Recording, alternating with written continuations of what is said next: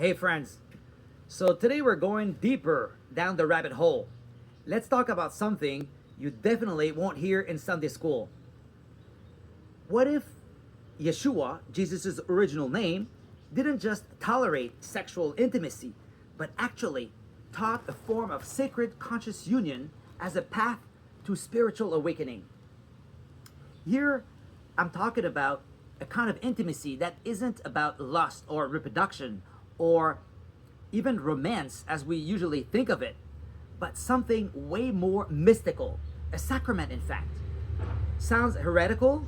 Well, maybe, but stick with me.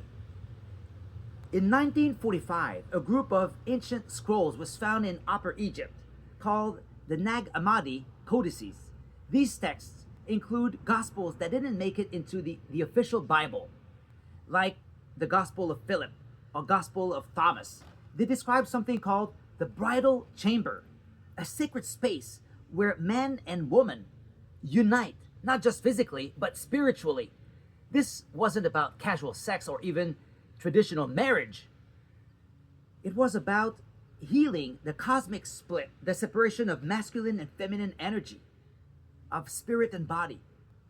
The Gospel of Philip even hints that Yeshua had a consort, Mary Magdalene, and that their union represented more than love. It was a ritual, a return to divine oneness. Now, you might ask, is any of this in the Bible? Well, yeah, kinda. Just think of Genesis. The two shall become one flesh. That's not just about biology.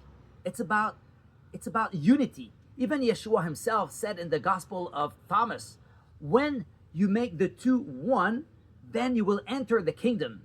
That sounds a lot like energetic union, doesn't it? Okay, so what does this sacred union look like in practice? It's not about desire or pleasure in the usual sense. In fact, the Nag Hammadi texts talk about lust-free union. This means being with your partner in full presence, without neediness, without fantasy, just deep spiritual communion. You enter the bridal chamber through stillness, breath, and intention. You don't rush.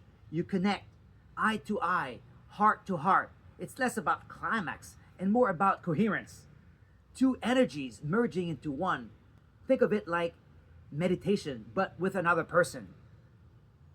Some scholars even believe this practice was common in early Christian communities, not for everyone, but for those on the path of inner transformation. So why did this disappear? Well, when Christianity merged with empire around the 4th century, the church reshaped everything around control, celibacy, and patriarchy. Teachings about sacred sex, way too dangerous. They got labeled heretical and buried for centuries. But maybe, just maybe, these teachings are resurfacing now because we're finally ready for them.